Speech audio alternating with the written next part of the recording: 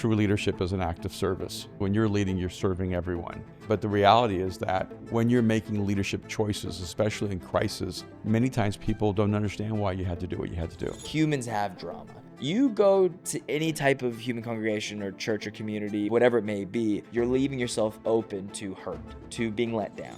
I really don't want God to treat me as if I can't go to war for him, for people, that I can't be in the heat of the crisis. I want God to be able to go, this is the guy I can trust. I want to be that guy until I die. You're listening to the Mindshift podcast. My name is Erwin McManus, and I'm here with my dad, Erwin McManus. How you doing today? I'm doing really, really good. Okay. Now, wait a minute. Today is officially, not today the day we're filming, but today the day it's released. Yes. Is Good Friday. It is Good Friday. So before we go anywhere, Good Friday to everyone, and for everyone who recognizes the importance of this day, where Jesus died on the cross for all of humanity. I just want to pause and celebrate the gift that he brought to all of us. Amazing. I love this weekend we're about to embark on too, because it's a big weekend for us. Yes. As if you've never gone to a Good Friday gathering, if you've never been to church, we want to invite you. Go to mosaic.org/live.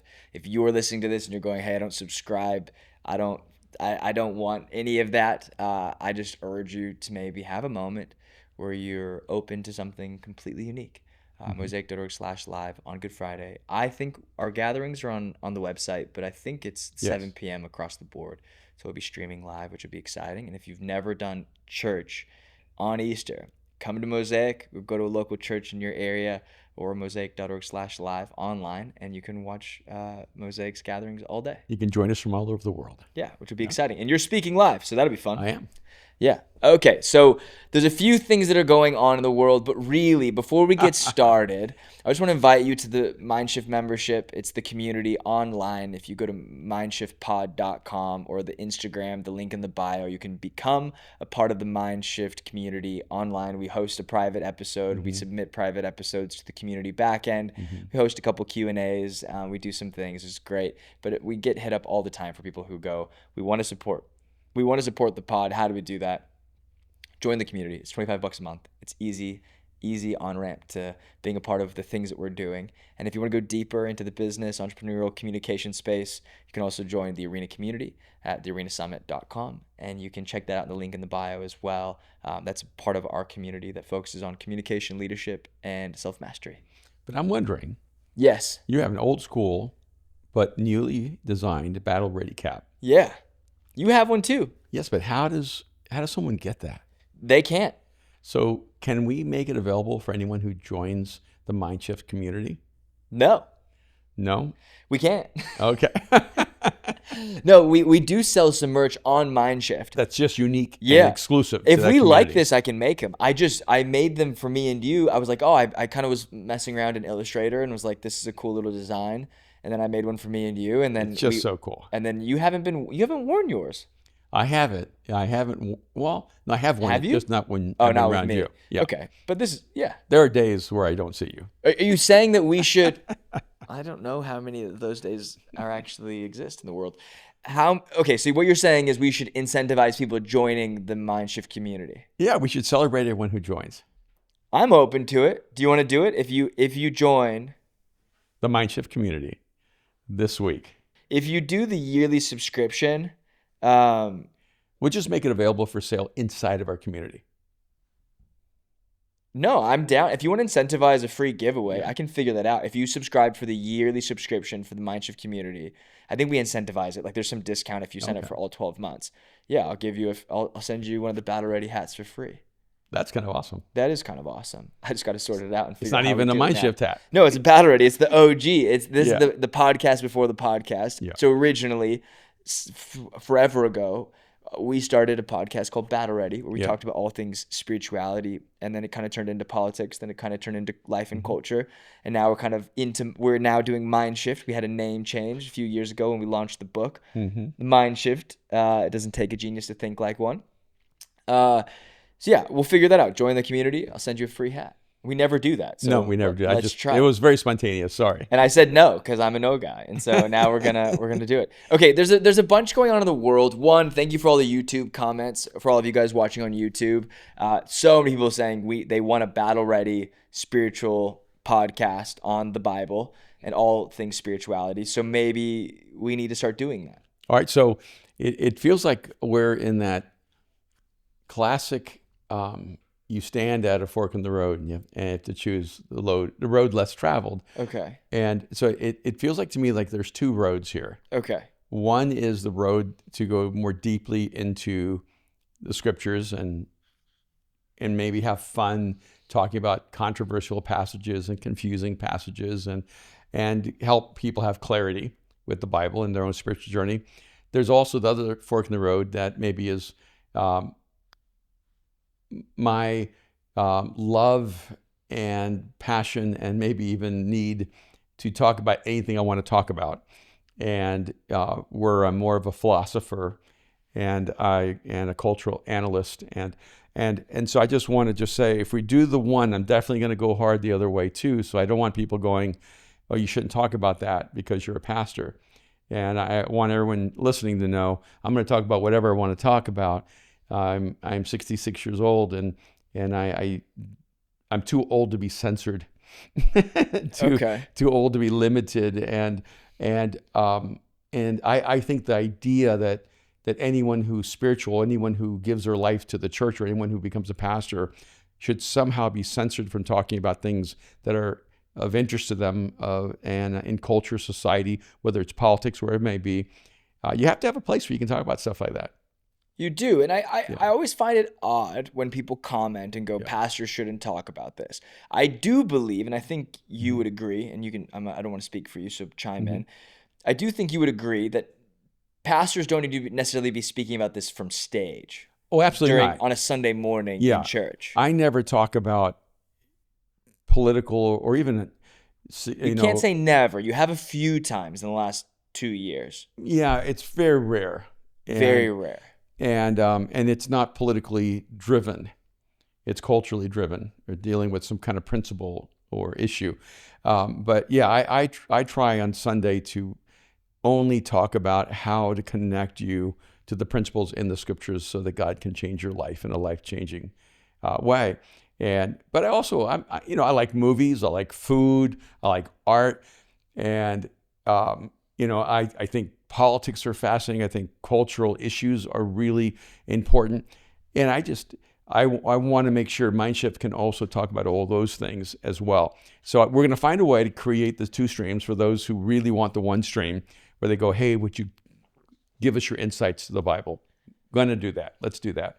But I also want to keep building the stream of people saying, would you give us your insights about humanity, about the world, about what's going on around us? And I want to do that as well. All right, so we're going to figure this out over the next few weeks. Obviously, it's a big week for us. We've got Easter going on. Yep. Okay, so lots going on in the world. Let's go there first, and then maybe let's go into some of like the spiritual warfare stuff that we referenced to in the last podcast. Ooh, wow. I didn't mean to freak you guys out when we were talking about us having a heavy season in life. Mm-hmm. There's so much more going on in life. We have our health. There are things that have obviously been weird, and that's mostly what we were talking about. Like, this stuff's been heavy, and it feels like it's been heavy for a lot of people and a lot of people in our lives. Yeah. And the African statue showing up was maybe the weirdest thing that had happened, but we'll get to that. At the end. It was the weirdest thing last week. It was the weirdest thing last week. Has anything weird happened this week? Yeah, yesterday. What happened? We set up to film content to bring to the world. And all of a sudden, all the lights start freaking out. And one light goes out completely. Then we figure that out. And other lights start dancing and changing their so the lights just kept turning off and on. And then one of them finally just goes out completely. Another one. Multiple sets of them. Yeah. And every time we were about to get started, you would do an intro and then the lights would shut off. And we've never had that issue. And not to be like woo. And it wasn't even the same lights, different lights. A different light. It was just so bizarre.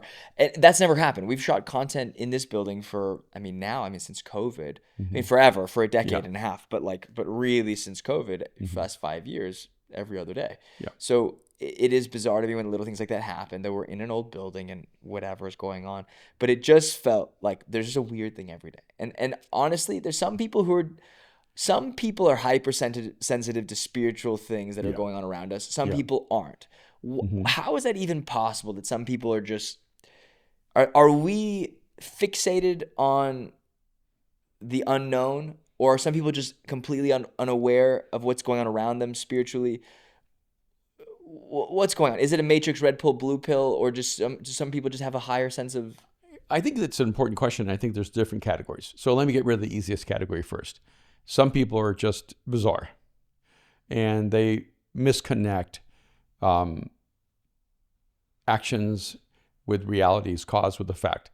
And so they see, the devil and everything, and they almost like hyper spiritualize everything in their life. Okay. And so when they make a really bad decision, they don't accept the responsibility of the consequence of their decision. There's something spiritual happening. But putting that aside, okay, let's just accept the fact that there are people who, are superstitious, not spiritual. And then there's, I think, people who are highly sensitive to spiritual realities. And there are people who are more unaware and almost inoculated to spiritual realities. I'd say from my earliest memories, I was a highly spiritual being. I was really aware of spiritual things. And because I didn't have really a strong faith background, that exploration led me into a lot of different directions. And so I was always profoundly mystical, always really aware. And because of that, I was very open to God. And especially, growing up, I would say my brother was not really mystical, not really spiritual, and so he became an atheist, and didn't seem to have an awareness of spiritual things when we were younger. And I think that there are people that are just somehow different. Maybe it's like some people are tone deaf to musical notes, and some people have perfect pitch. I think maybe just almost the inherent design in us, some people are much just spiritually aware. You've always, even in your childhood, you've always been deeply spiritually aware. Let's time out on that, come back to it at the end. But there's a lot going on in the world, some silly things, some not so silly things. But one thing I wanted to bring up, because I find it absolutely maddening, the Blue Origin project. They had, I think it's Lauren Sanchez, who's Jeff Bezos' partner, girlfriend. They had Katy Perry. They had Gail King. Gail King, yeah. They had a couple other women I wasn't familiar with. Okay. And you're just watching all these videos of them going up into space, allegedly, because if you look at the comments, people are just roasting them for how fake it looked and felt. And then I guess 11-minute kind of trajectory up into space. I guess it takes like 5 minutes to get up into like lower atmosphere, and then to drops back down in like a pod with all these parachutes. And they had, the audio from inside the capsule of them all screaming and laughing. And then they had videos in there when they were floating, kind of, I guess like they broke. I don't know if they left the atmosphere or they let. There's a specific line that they crossed. So this is for some reason a marketing campaign. A marketing campaign about Blue Origin, which is Bezos's version of SpaceX, I guess. Except SpaceX goes into space and saves 2 astronauts who've been stranded for 9 months. Yes. And Blue Origin goes into space for 11 minutes with celebrities. If you could call them that. Yes. Yeah. Yeah. The internet's going crazy over it. That's my question. The internet's going crazy over it. The comments are insane. There's a lot of blasting them for just none of this, like all this money, the hundreds of millions of dollars I'm sure it costs. That's probably billions. Probably billions, right? Yeah. Definitely billions in development. Right. To send Katy Perry into space? Like, no hate on Katy Perry, but why? It just doesn't make sense. They're celebrating the oligarchy. Jeez, that you sound like the comments. Oh, really? I haven't seen anything about it. The comments are crazy. Okay. It's like, this is a phallic symbol for Jeff Bezos' success and billions. This is, this is embarrassing. There's other celebrities calling them out, going, you couldn't have just helped hungry people. But okay, wait a minute. As soon as I hear the help hungry people, yeah, By the way, the person who made that statement in the Bible is Judas. Okay. And whenever you're criticizing someone else for how they spend their money, it's usually because you're greedy. Okay. All right, so I'm just going to say it. Bezos can spend his money any way he wants. And when I look at something like that, even if it's billions, that means a lot of people were employed. A lot of engineers were employed. A lot of families were fed. A lot of homes were purchased. So this is not a billionaire just setting billions on fire. This is a billionaire using his money and actually activating it, and other people get incomes, get jobs, get careers, get opportunities because of it. So I'm going to be for Bezos in this moment for that. Here's the second thing. And meaningless exploration creates the future innovation that changes the human experience. So 11 minutes may feel like an absolute waste of time, but if you start doing 11 minutes over and over again, we're going to be flying from LA to Tokyo in 15 minutes one day because of it. Yes. So that's my pro Bezos, pro Blue Origin moment. Other than that, it seems like a very superficial marketing scheme. Look, I zero hates anyone involved. Yeah.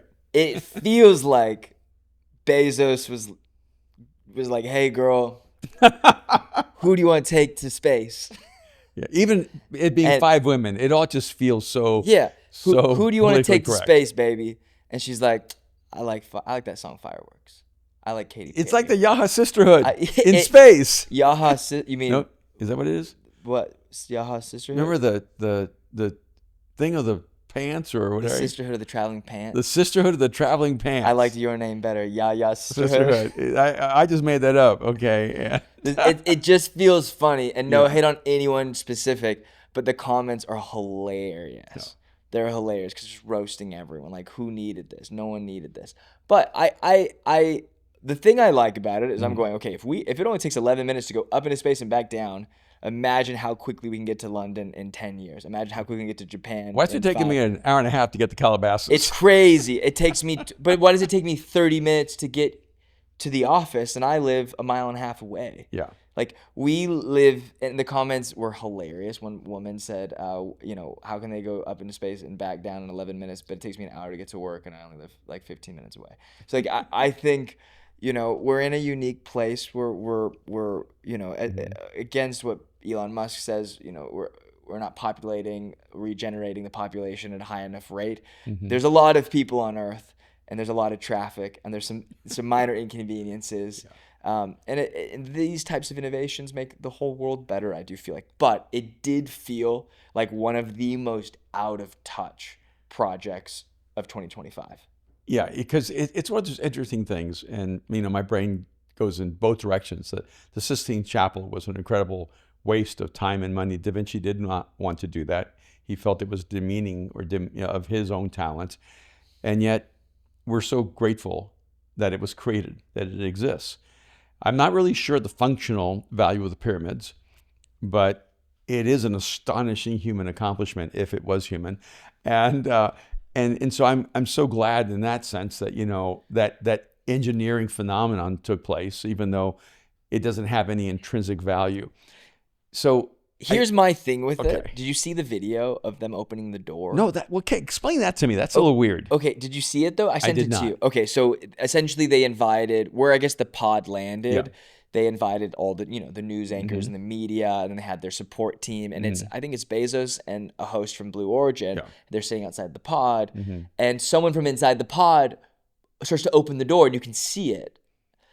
And then they run over to it, they walk over to it. They're a few feet away, and they go, hold on, and they shut the door again from the inside. No. The person pushes the door back, and you can't see that. You just see the door close. And then maybe 30 seconds later, I'm not sure if it's a cut, but it seems like it's just moments later, Bezos gets handed a tool, like a bar, and puts the bar in, and he opens the door, and he pushes it in. And the door opens as if it's a little car door, so flimsy, and you're like, how did this go into space if it's that easily operable? So are you advocating a conspiracy theory? I'm saying it feels as if Hollywood's at it again. Like the first Did time we go we're to supposed to space? land on the moon. I don't think we landed on the moon the first time. I do think the first time was What? probably What? a conspiracy When did this theory. happen? What do you mean, when did this happen? Yeah, when did this The happen? whole point is that it never happened. When did you become that person who I- does not believe we landed on the moon? You just joined a lot of my friends. Look, the only thing definitely no to that, friend. I believe in Jesus, and I believe I walk on earth. I don't know about the moon situation. I do believe we've gone to the moon since. I do think Okay. you look at all the intersecting things that are happening in Hollywood, Kubrick, Space Odyssey, Yeah. these incredible directors really focusing on sci-fi, the arms race with Russia, this race Which we to were space, losing which we were to losing. Russia. You got JFK staying in LA, spending a lot of time in Hollywood, hanging out with someone around, the studio system. I could see us fabricating the first spacewalk. Do I think we wrote a check and cashed it later? Yes. So I do think we've been to space. I think we've been to space many times. Do you think we've been to the moon? I think we've been to the moon. I just think we didn't. I wouldn't even be surprised if we went to the moon not long after we said we did. Because if you don't believe you've been on the moon, how do you explain the Hyatt Regency that's there? The Hyatt Regency that's there. But all of the astronauts have alluded to weird things. A lot of the original astronauts have alluded to very unique. Yeah, I mean, there scenarios. is Buzz Aldridge, I think. Yeah, our government doesn't elevate in me my confidence in the way that they write history. I'll just say that. Well, because they change it every once in a while. Well, because I could see, Sputnik caught us off guard, went out into space first, and we were behind, and we had to catch up, and it was seen as a symbol of power and global dominance, and the fear that the Russians would take global dominance was pretty significant, and and then when Reagan started pushing Star Wars and trying to create a global defense system from outer space, trying to, in a sense, in the mind of the worst people, weaponize outer space, in the mind of the best people, trying to create security so the world could not destroy itself. And these technological advances were ideas before they were realities. Some of them never became realities. Some of them may be realities, and we think they're only ideas. Did you hear President Trump say that we are more powerful than we know? We have weapons of which no one knows. That's what I was going to bring up next. Oh, okay. Because I'm thinking, so we do have, I think we have like stealth bombers under the ocean that can actually come out of the ocean and be engaged for war, and that they may be positioned off coastlines across the world. Well, there are rumors that there are planes that can go beneath the water and then launch back up again. But imagine if we have military into air. bases underneath the ocean. I could see that happening. I do think that we're going to conspiracies. So if you're like, just for what fun. Are they smoking Just on for this fun. podcast? Yeah. Nothing. I'm just saying we have weapons of which we do not know. Well, because President Trump gets asked a question. Yeah. He backed off though very quickly. I actually thought he handled it great, because it was really like, do you think that our relations with China are going to escalate? And he goes, no. He always compliments. Do you notice that he always compliments the other leader's intelligence? He either destroys the other leader or he really compliments him. He goes, no, I believe President Xi is a very intelligent man. He gives him compliments, and he goes, I don't think so. But if you're saying that, do I think it's going to escalate beyond tariffs and conversations? We're very powerful. We're very powerful. We have the most powerful weapons that no one knows about. Some weapons that you would be absolutely amazed.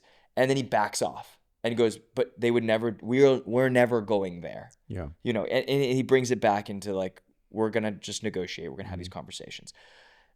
Do I think we have weapons that we don't know about? Absolutely. That one of the last findings was the stealth bomber back in, was it the 80s or something, the 70s? When it crashed here in the California desert, was the first time they acknowledged that it existed. It existed, that people thought it was a UFO for a decade or two before. So I do believe we have weapons that are so far beyond our understanding. I think we're messing with the ecosystem and the environments. I think it's bombs or nuclear devices or some type of explosions in the oceans that are causing either earthquakes or hurricanes and altering environment and weather systems. That's what I think the I next know for a weapons are. fact, from having been a part of TED, that there are places in the world where our scientists have created a different ecosystem. They've created a cloud system and brought rain in areas where there was no rain. They do that here in California. So I know we can control the environment. Right. The question is, are we weaponizing that ability? I don't think we are yet. I think we do have that capability. But that's just from looking at the natural evolution of what it seems like they're investing in. A lot of deep ocean. Like all of our internet cables are laid across the continents. You have to protect those, right? To keep the world connected. But if you have, there were rumors a bit ago that there were lines that were cut off of, I think, the Greenland Ocean, the oceans around Greenland, or northern Scandinavia, and that might have been Russia or China trying to cut the internet from the rest of Europe and North America. But we're all interconnected. We're hardwired and we're interconnected. And so we have this connecting point with the world. And if that goes away, I could see things becoming really interesting. Did you watch the season premiere of The Last of Us? I did. If you've listened to this episode and you care about The Last of Us, don't watch this episode. What did you think? One, I pretty much really do like the story of The Last of Us. Okay, so season 2, I think it's really interesting. Episode 1 came out on Sunday. Yeah. It's an HBO Max show. I loved season 1. Yes, I did too.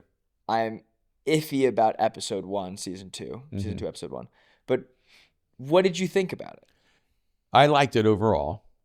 The things that I just felt almost intuitively was the girl who plays the main character was incredibly unlikable in this last episode. Yeah. Where I found her to be incredibly fascinating, mysterious, and likable in season 1.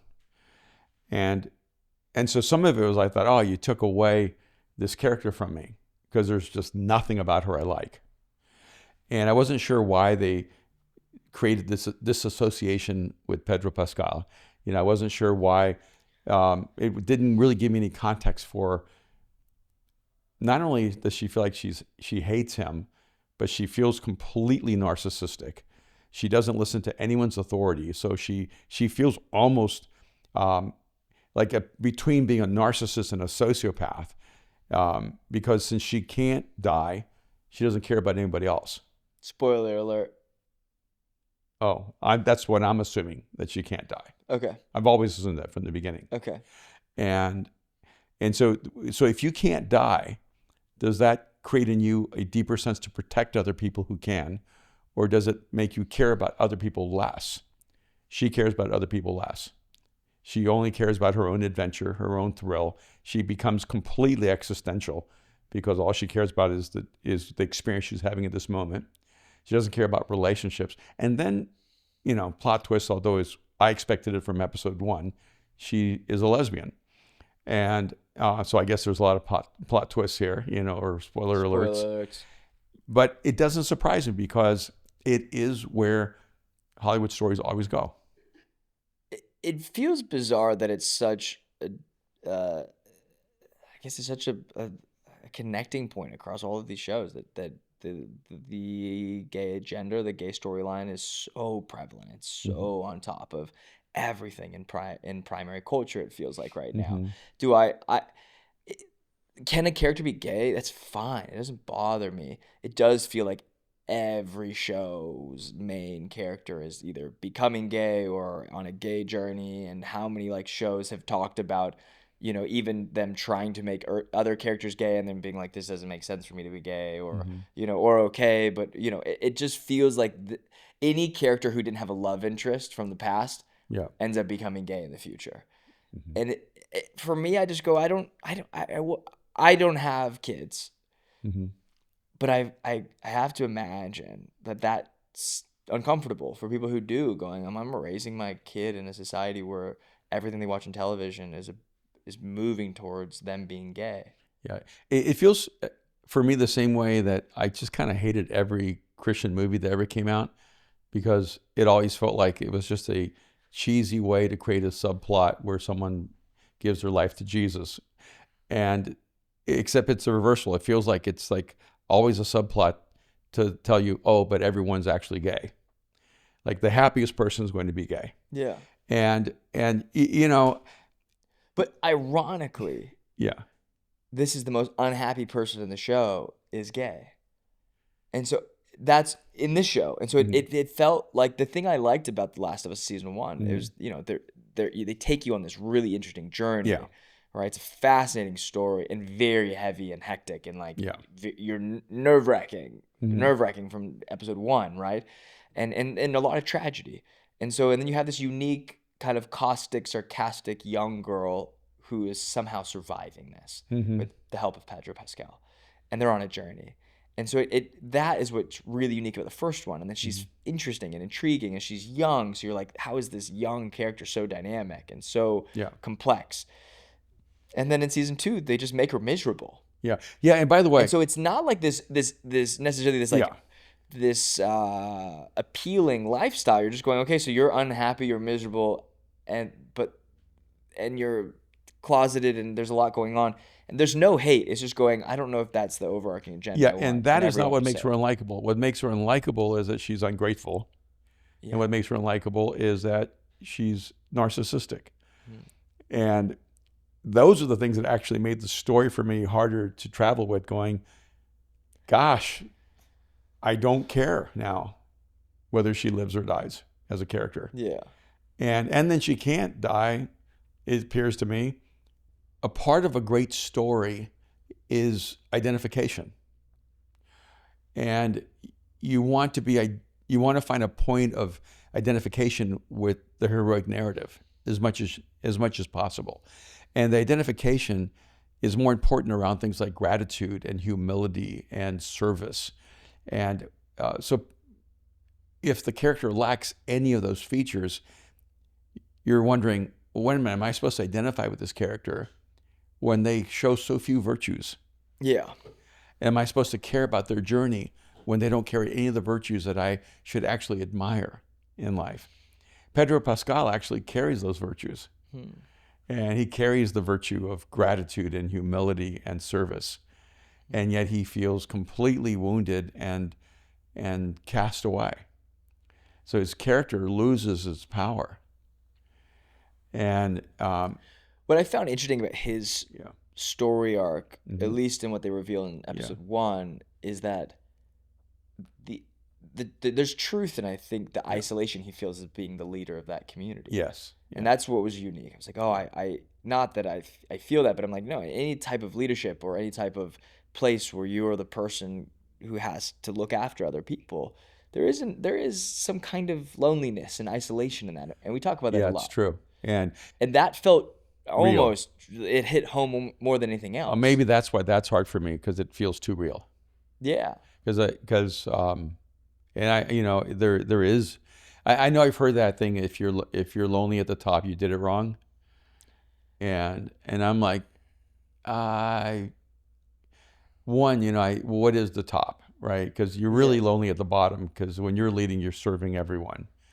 And, you know, true leadership is an act of service.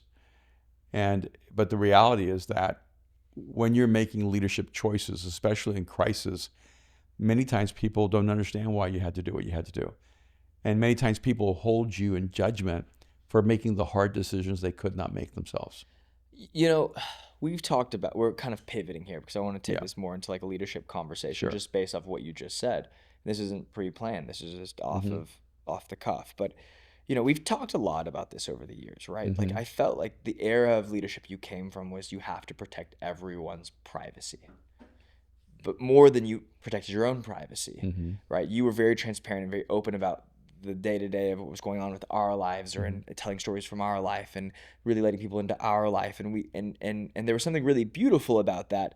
But as I grew up and you know, even we jokingly talked about it on our podcast in the car that we shot yesterday when we were shooting your cover for Barbarian Way, the 20-year re-release, which congratulations. That book is awesome. So much. Yeah. Sitting up here.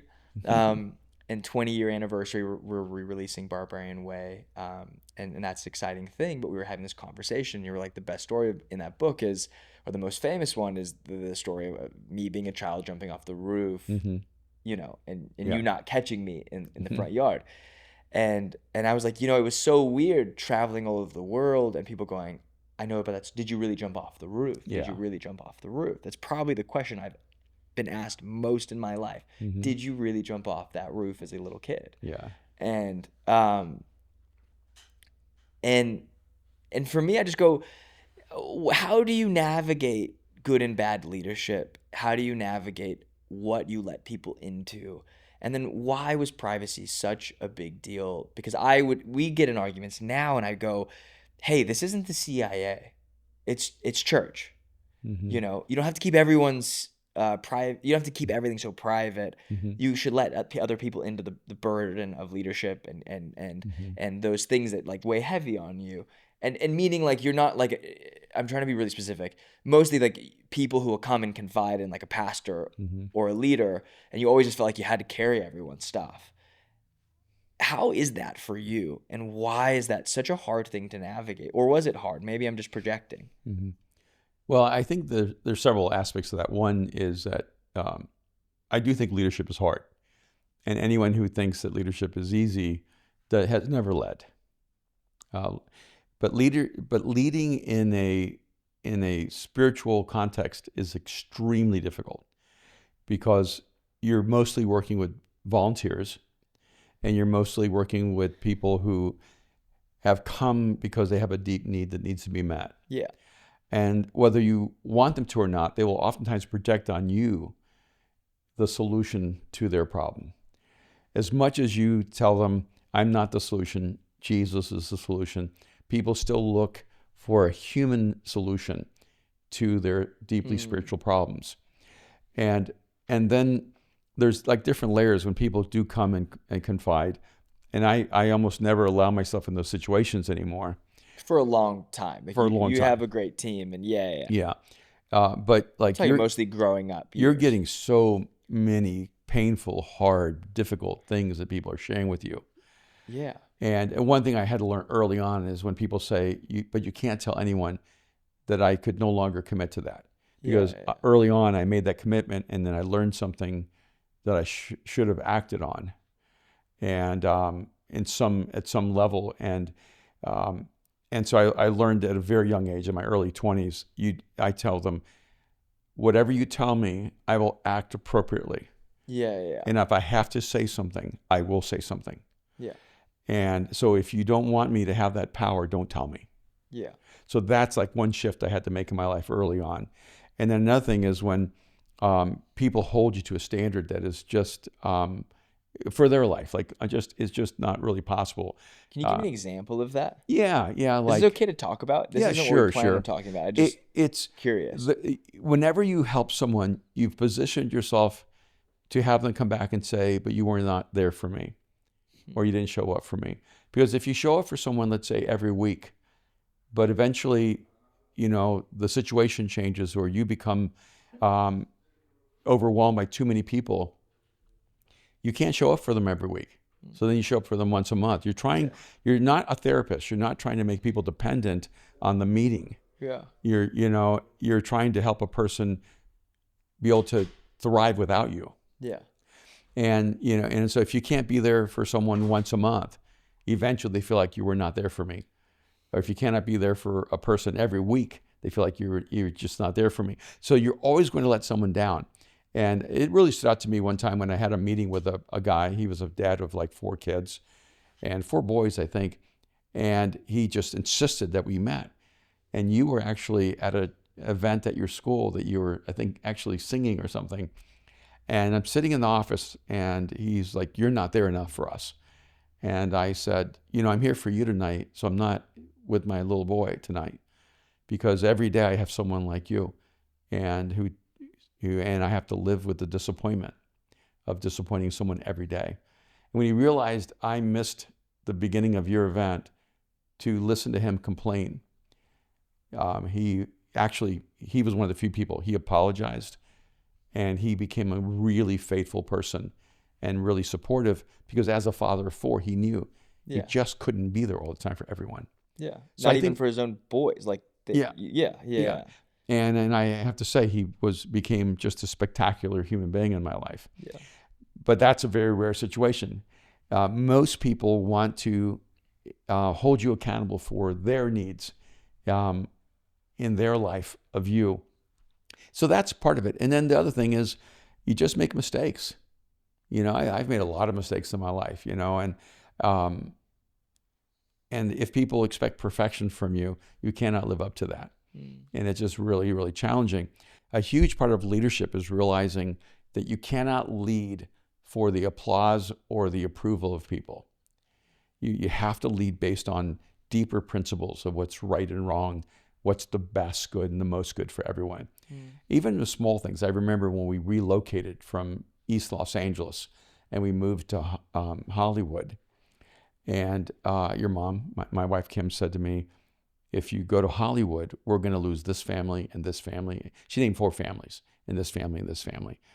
And I looked at her and I said, I wish I had the luxury to make decisions based on the people I know and that I love. I have to make decisions based on all the people I don't know that are unloved. And I think it was a breakthrough kind of moment in our relationship. By the way, those 4 families all came with us. Yeah. There's the irony of that, right? Yeah. And as a leader, you always have to make decisions for the people who don't have a voice, at least in my mind. Right. Because if you're only making decisions based on people who do have a voice, you're not leading. You're accommodating. And you're now a politician. And I mean, imagine if a president was elected and actually made the decision, I'm not just the president of the Democrats, or I'm not just the president of the Republicans, that I'm the president now, elected by my party, but my job is now to think of the good of the whole. And I'm going to make decisions based on what's best for both Republicans and Democrats. And I might have a different view of policy or ideology, but I'm not giving myself permission to not care what the other 50% think. And I think that's, to me, the powerful nature of real leadership, is that you're making decisions not based on your own good, but the good of the whole.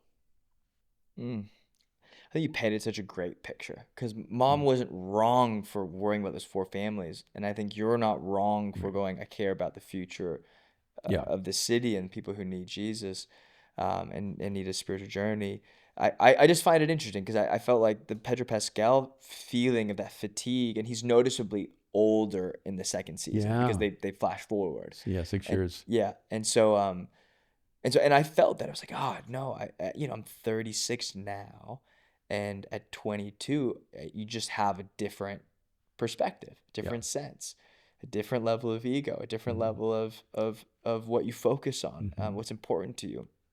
And now looking back at, almost, I guess, what has it been, 12 years here? It's spending, I guess, most of my growing up 20s and 30s here, and I loved it. But we had so many conversations of what leadership looks like in the future, and what does community look like in the future, and what's the healthiest for us as a family, as a church, as a community. But I'm always fascinated by these leadership moments, because we both have the pleasure of also working with amazing people who are in the business space or in the coaching space. And drama is drama. Humans are humans, and humans have drama. And that's one of the biggest truths that I think bringing to any team is really helpful. Going, you go to anything, you're leaving yourself open to hurt, to being let down, and rejection, acceptance and rejection. And church. Oh, sorry. No. No, I was saying, just to close it off, church is no different than that. Where any mass humans congregate, where any type of human congregation or church or community or club, whatever it may be, you're gonna have drama. You're gonna have good and bad things. You're gonna have letdown. It's about how you posture yourself towards that community and how you relate to it that really will determine the outcome. And it's one of the hard truths in life is that every yes has a whole series of no's around it.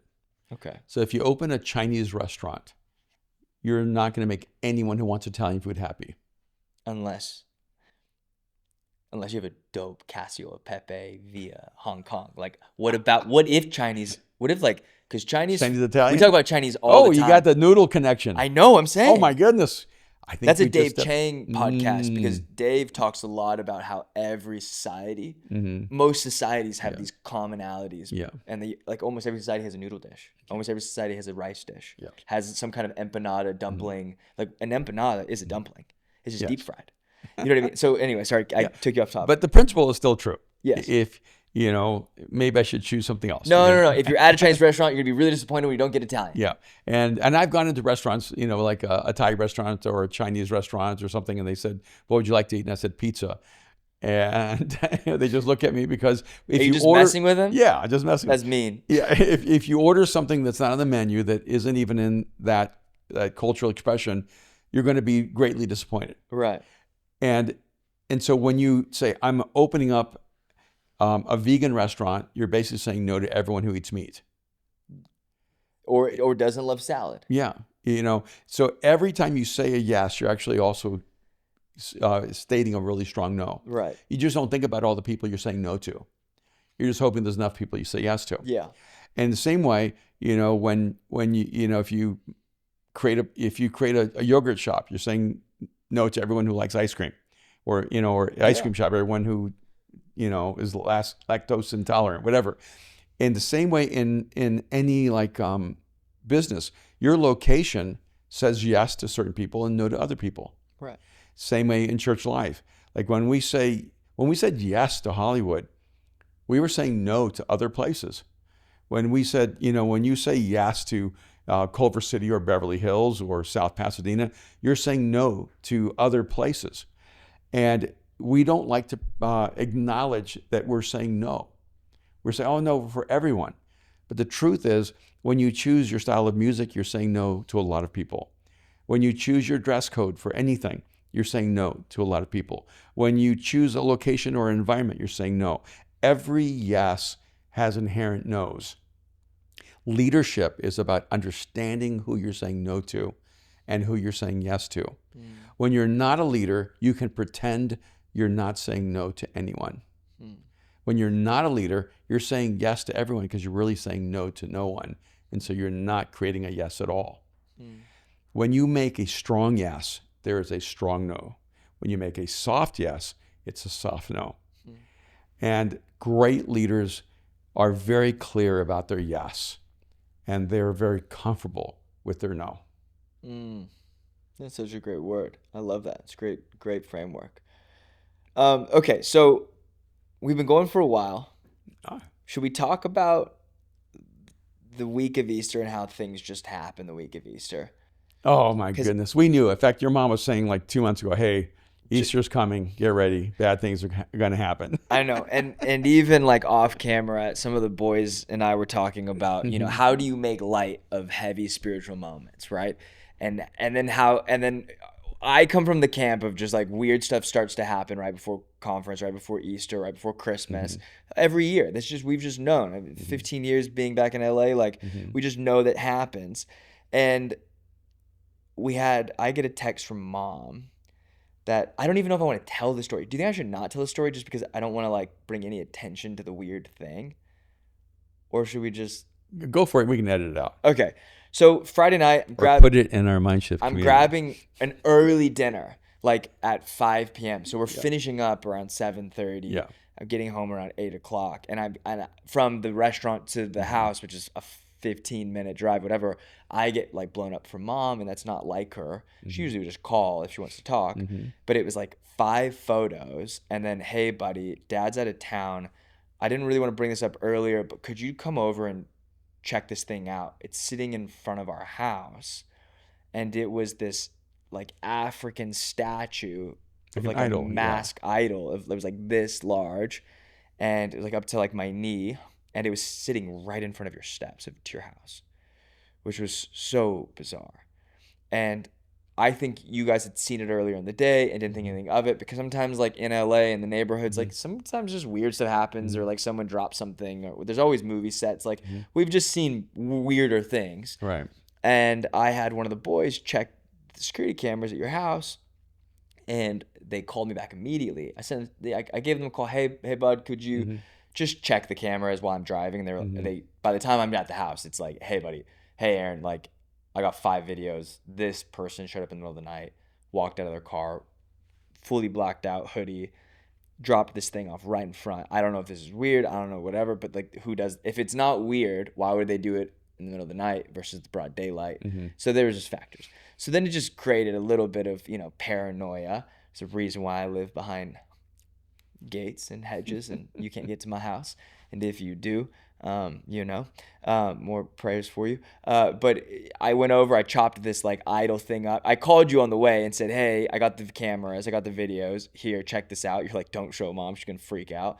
But obviously I'd sent it to her already and to the group chat, and she was a little bit nervous, and I just went over the house. I asked you, should I burn it? Do I just pick it up, throw it away?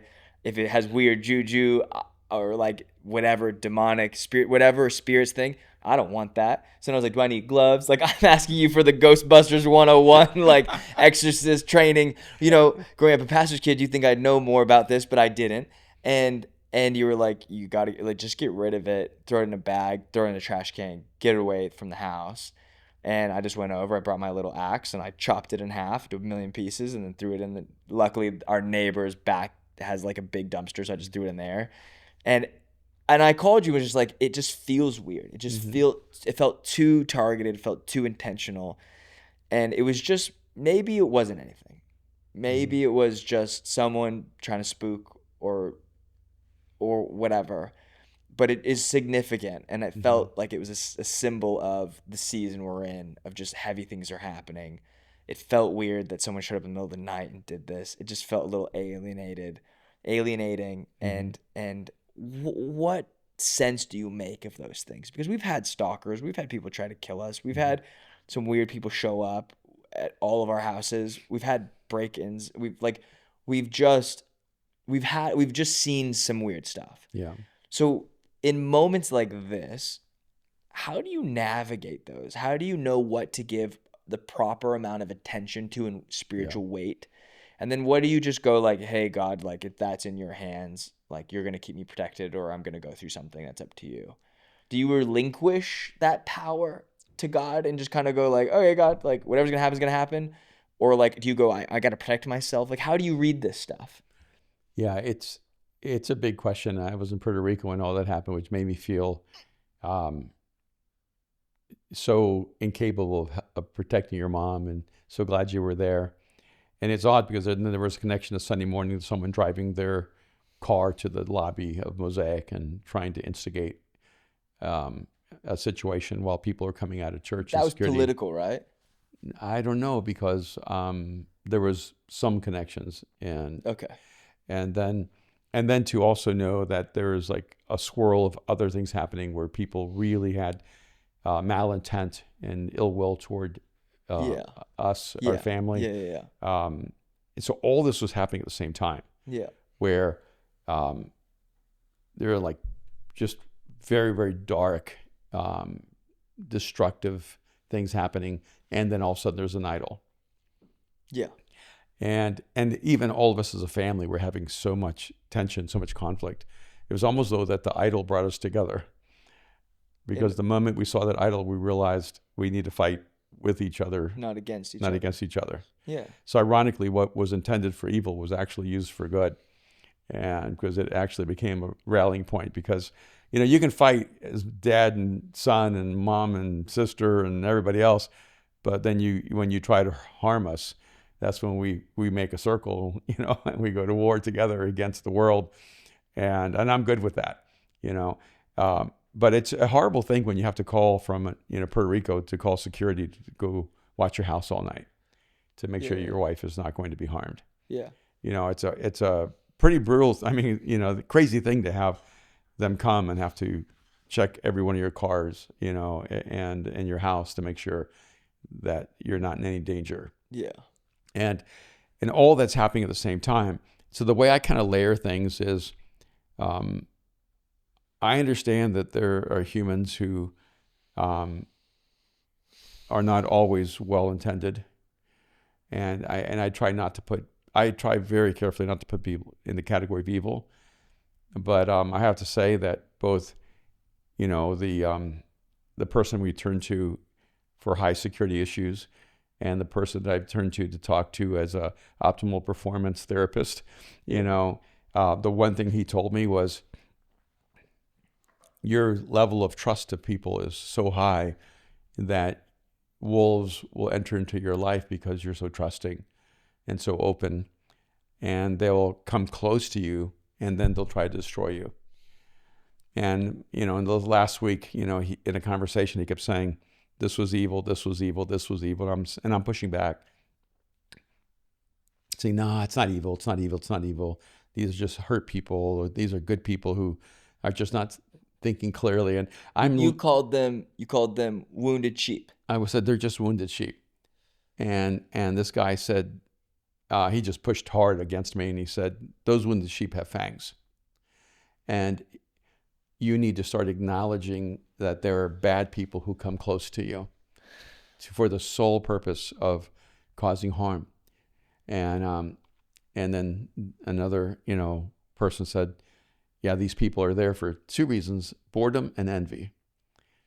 They're bored because they don't live a life that is fulfilling enough, so they have to attack someone. And then they're envious because they want your life, or feel like you don't deserve your life, or they want proximity to you. Most of the time it happens with people who want to be my best friend or want to be in our family. Mm-hmm. And then when that isn't, a real possibility, then they become like your most, dangerous adversary, which is so hard for me to say. I actually do believe in evil. And you believe in the existence of evil. I do believe in the existence of evil, and I do believe that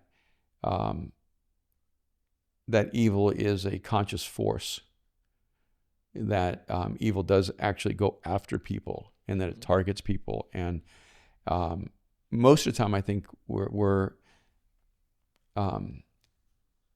already, don't, what's the statement?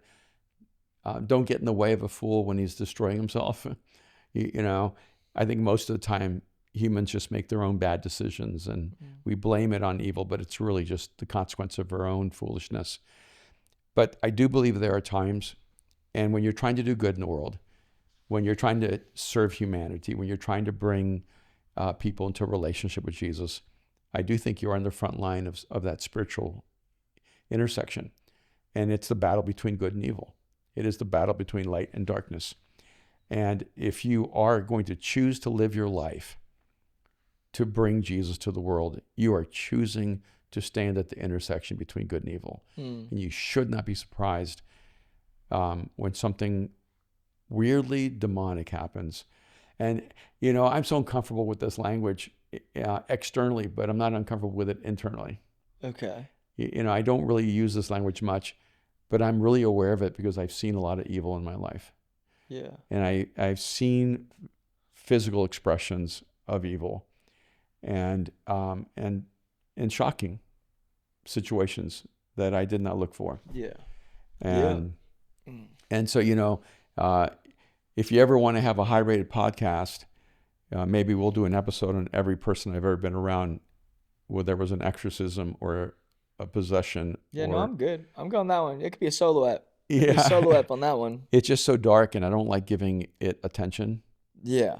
But I think we refer to it, and I think there's those moments where we're just like, there's just something off about this, a little bit more off than normal. Like, I think, because my question to you also was like, how do you classify specific moments? And I think that one thing we don't really ever do is, you stub your toe, we kick our shin, or we crash our car, or like we get hit. We never ever say, oh, that was the devil.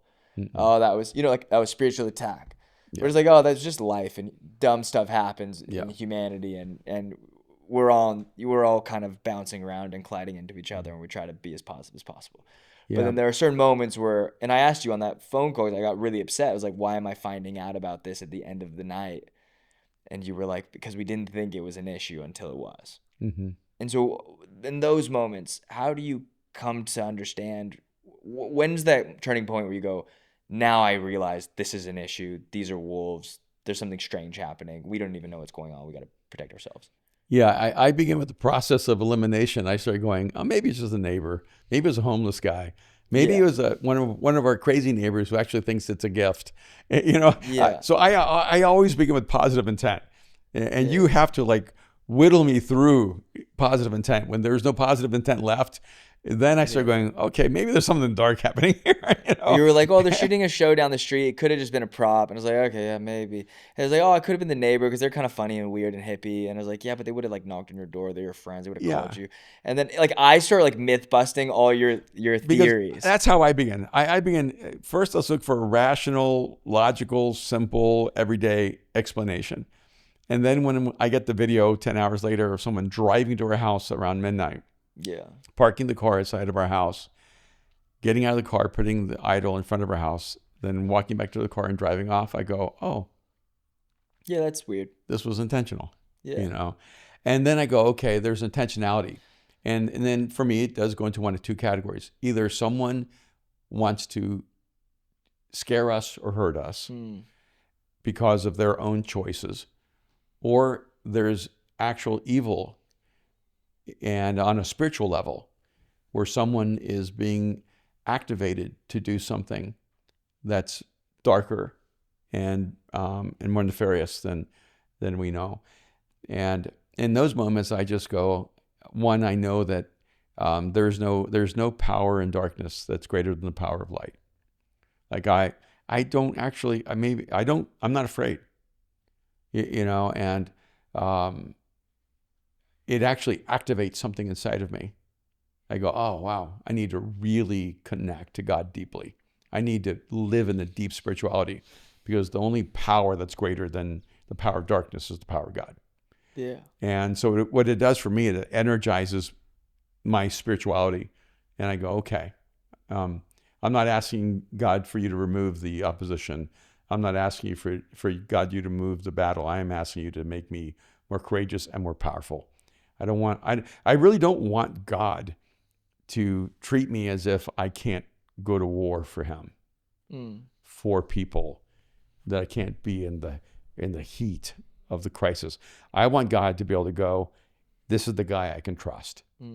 This is the guy I can parachute down into the middle of the battle and he'll be there for me and he'll fight on behalf of people. I want to be that guy until I die. Yeah, maybe. No, I appreciate that, and I appreciate the sharing. I think the thing that we talked a little bit about it. Like our family was not doing great. Like Yeah. I'm not going to overshare on that, but we were all going through individual things, whether it was health stuff or work stuff or life stuff or relational stuff, and then so we were all kind of going through our individual things, and then collectively we were having moments of just tension and we weren't on the same level, like playing field. We were just speaking different frequencies to each other. And I think and then I think we were all pretty aware that there was stuff going on in each one of our lives that were affecting the connecting point with each other and each other's lives. But the thing I really appreciated about this was the moment this happened, it was like, oh no, the other stuff doesn't matter. It's other stuff matters. It doesn't matter right now. We can work through the other stuff. That stuff's just situational, or how we communicated a certain thing or not. That stuff felt small in comparison to the real things that were going on. And I love that about our family. And I think for us, when we're our most human, we're aware that we are also, the person across from us is also human. And we can all be going through things simultaneously. Both can be true, right? We can go through a hard time individually and collectively. And then go, okay, we can come together and put stuff aside and go, okay, well, how do we protect the fam? How do we protect our friends and our families? Because it doesn't just affect us, it affects everybody. And then also, how do we become more aware that this is probably also happening to lots of other people around us? And to go man, if you work at a company, if you work at a church, if you work with an organization, or no matter what you do, just know to some degree that the person who's leading you or around you, or maybe even just following you, that we're all going through stuff, and I hope that we can just become more aware of the spiritual ramifications of, not asking how are you and what's going on, and for me it just made it more okay, we need to just be more human and less bottom line. And I don't think we're that transactional, but sometimes we can be in like the heat of moving and being traveling and always being in and out of town. We can forget those moments where we stop and just go, hey, how you doing? Or how's this thing going? And even with me and Austin, we're just like, oh, we need to take a morning and just actually hang out. We haven't done it. And even just a 30-minute coffee about nothing, about life. Just not that it's nothing, but just a no agenda hang was just good. And those things are important. I think we could become so mission based or purpose based or bottom line based, where we just want to expand and grow and build, or fear based. A lot of my operation is like I want to survive. I'm afraid of starving. I'm afraid of and how do we just keep pushing forward? But anyways, we've given this a lot of time. I really am grateful for the time we get to spend together. This is a little bit of both. This is a mashup between Mindshift and Battle Ready. I'm going to wrap this episode. Is there anything you want to but close I out do with? have a question for all of our listeners. Please. So go watch the video. Did somebody open up that space capsule before Jeff Bezos opened it? Yeah. It's on. I sent you the video. You got to check it. Okay. What does that mean? I don't know. Of everything we've talked about, that's still the mystery to me. Did we go to space or not? Can you leave it in the YouTube comments and on the Instagram? Like, let us know. Do you believe we went to space? Did Blue Origin really leave the atmosphere? Why was Katy Perry there? Let us know. We'll see you guys next week. Rate and review these pods. Let us know what you think. Spotify, YouTube, Apple Podcasts, wherever you listen to podcasts, this is available. We'll see you guys next week on Mindshift. Happy Easter, and hope you have a great week. Have a great week.